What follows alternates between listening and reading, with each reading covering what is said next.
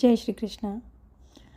Friends, आप लोग बार बार पूछते हैं ना कि आप अपने क्रिस्टल को एनर्जाइज़ कैसे करें, और बहुत लोग तो बार बार पेमेंट कर कर के अपने क्रिस्टल्स को एनर्जाइज़ करवाते हैं।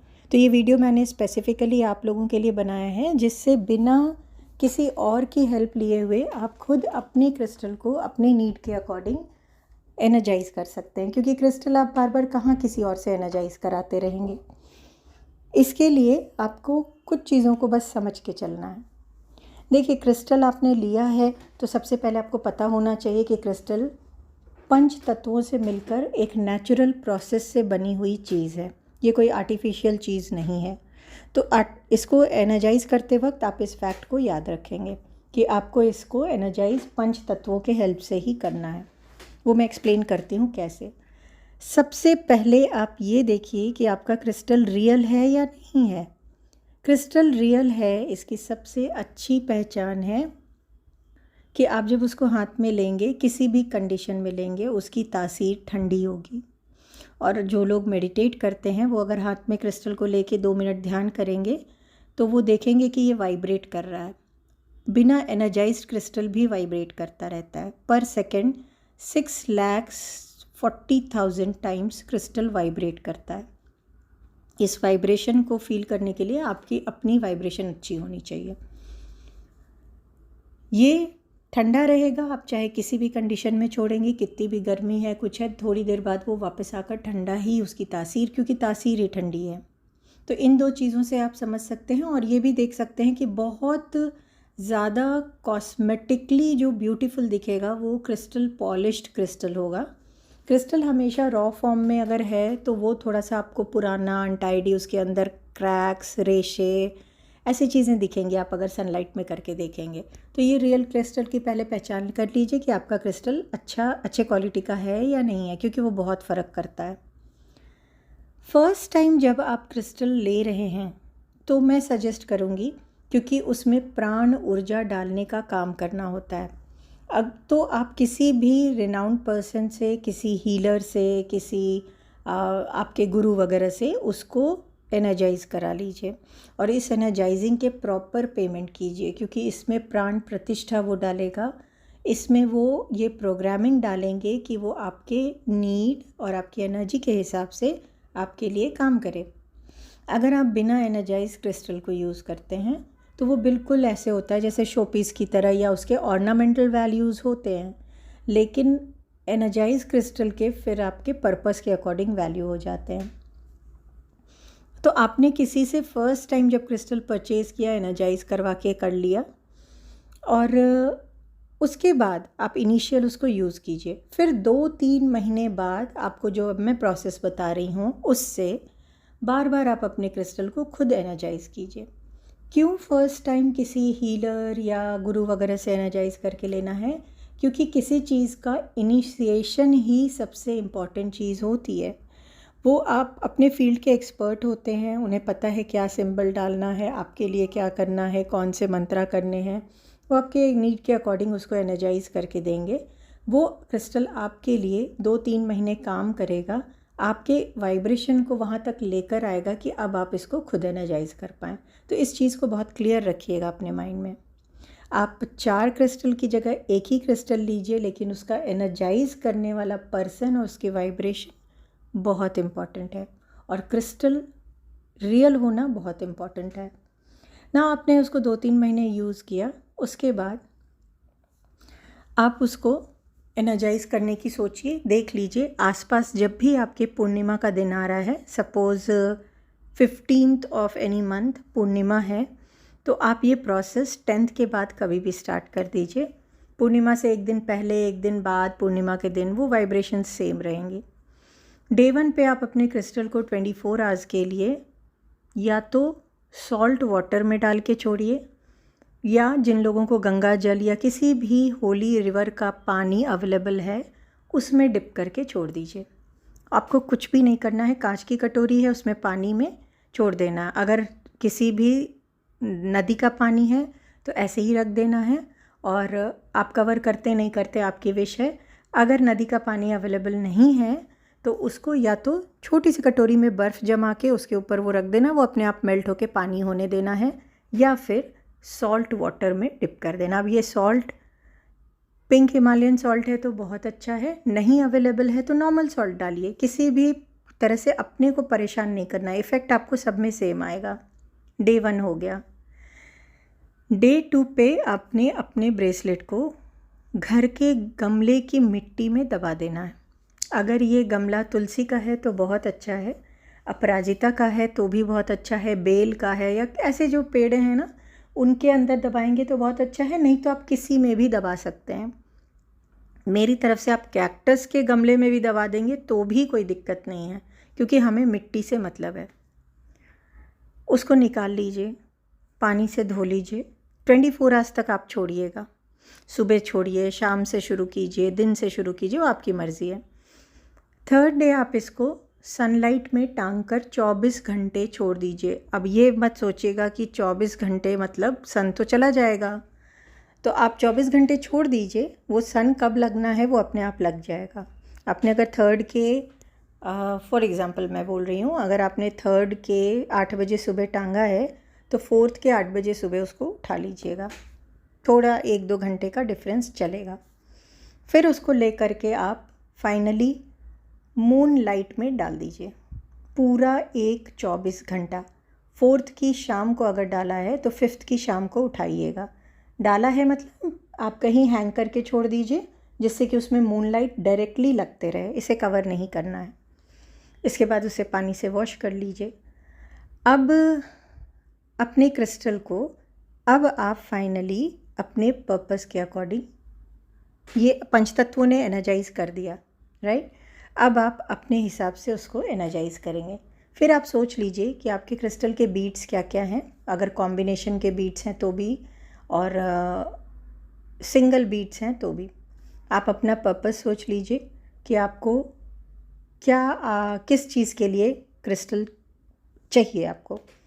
सपोज़ आपने फिनेंस के लिए लिया तो आप श्रीम मंत्र का या लक्ष्मी जी का कोई भी मंत्र उच्चारण कर सकते हैं। बीज मंत्र रखेंगे तो ज़्यादा अच्छा है। प्रोटेक्शन के लिए लिया आप क्रीम कर सकते हैं। आपने रिलेशनशिप के लिए लिया तो आप क्लीम कर सकते हैं। आप कोई भी मंत्र और उसके अकॉर्डिंग उनके देवी देवता को भी चूज़ कर सकते हैं। सपोज़ आपने प्रोटेक्शन के लिए कोई क्रिस्टल पहना है और आप उसको एनर्जाइज करने जा रहे हैं तो आप क्रीम मंत्र लेंगे और प्रोटेक्शन के कोई भी देवता को या देवी को आप ले सकते हैं। फॉर एग्ज़ाम्पल अगर आपने काली माँ को लिया, फिर आप उनको प्रेयर करेंगे, उनके पाँव को देखते हुए प्रेयर करेंगे। जिस भी देवी देवता को आप अपने पर्पस के अकॉर्डिंग ले रहे हैं उनके पाँव को ही देखकर प्रेयर कीजिएगा और एक एक बीड पे उस मंत्रा को चैंट कीजिए।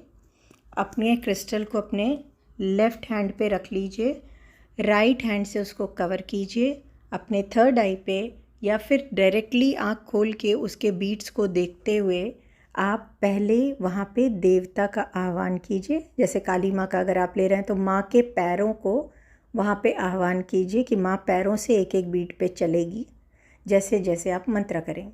फिर आप नंबर ऑफ़ मंत्राज आपकी मर्ज़ी है, आप कितनी देर लेते हैं। एक एक बीट पे मंत्रा को पहले 2 फिंगर से लिखिए हवा में और अंदर डाल दीजिए। ऐसे जैसे आपने एक बीट पे लिखा ओम या क्रीम लिखा और उसको अपने विजन में, इमेजिनेशन में बीड के अंदर डाल दिया और माँ के पैर उस पर चल रहे हैं। नेक्स्ट पे फिर लिखा, अंदर डाल दिया, माँ के पैर चल रहे हैं। एक पूरा आप अपने क्रिस्टल को, सपोज़ आपका ब्रेसलेट है, आपने एक पूरा सब, और ब्रेसलेट में 23 बीड्स हैं, तो पूरे 23 बीड्स को आपने ऐसे एनर्जाइज कर दिया।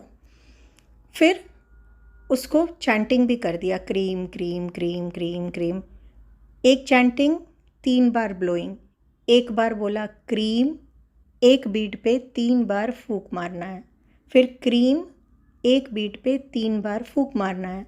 पूरा टाइम लेके अपने क्रिस्टल को एनर्जाइज कीजिए।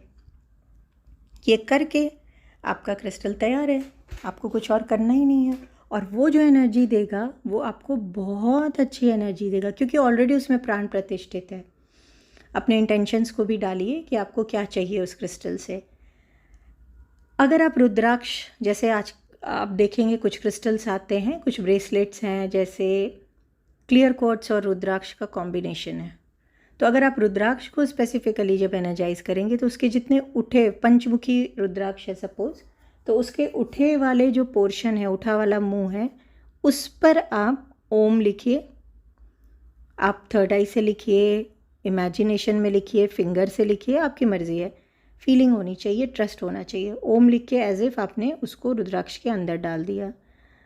ऐसे रुद्राक्ष को यूज़ कीजिएगा, चाहे वो ब्रेसलेट हो, माला हो, रिंग हो, कुछ भी हो। अगर रिंग है तो सब चीज़ें आपको 5 बार या 7 बार कर लीजिएगा, 11 बार कर लीजिएगा, अपने हिसाब से आप कर सकते हैं।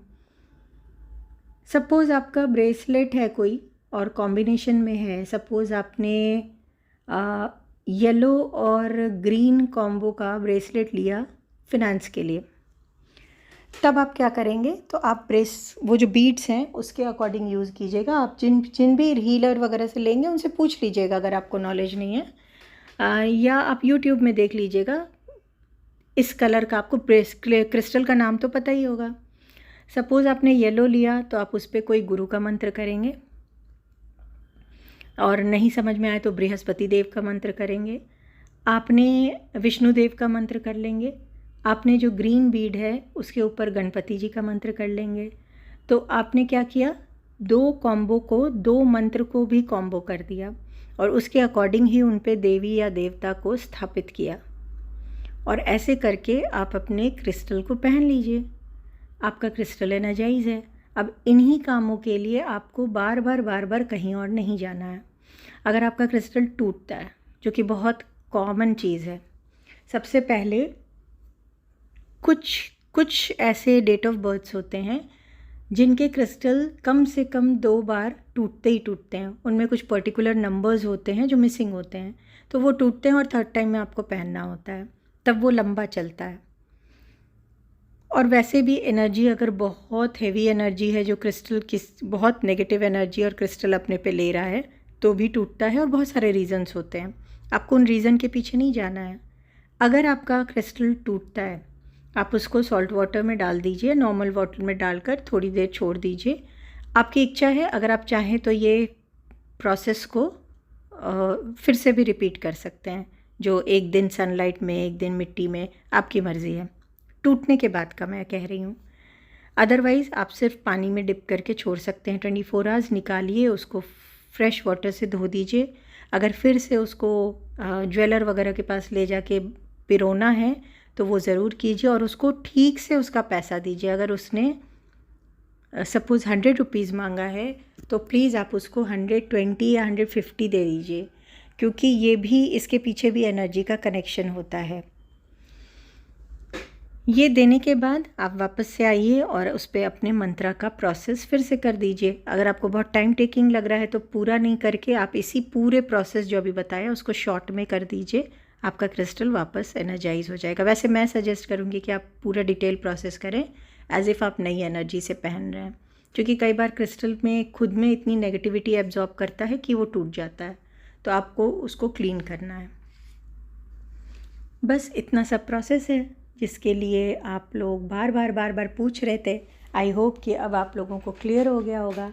अगर इससे रिलेटेड कोई भी क्वेश्चन है तो आप मुझे मेरे कमेंट सेक्शन में लिख दीजिए। मैं फॉर श्योर, क्योंकि सबका फ़ोन लेना मेरे लिए पॉसिबल नहीं हो पाता है, और या कुछ ऐसा टॉपिक है जो आपको लगता है कि इस पे आपको रोज़मर्रे की ये परेशानी हो गई है, या इस पे आपको प्रॉपर गाइडेंस चाहिए, तो I am always there to guide you all. आप लोग प्लीज़, लेकिन क्वेश्चन पूछेंगे तभी तो बता पाऊँगी ना। मुझे तो समझ नहीं आ रहा आपके साथ क्या हो रहा है, वो तो किसी ने मुझसे पूछा तो मैंने ये वीडियो बना दिया। So blessings to all of you. नमस्ते।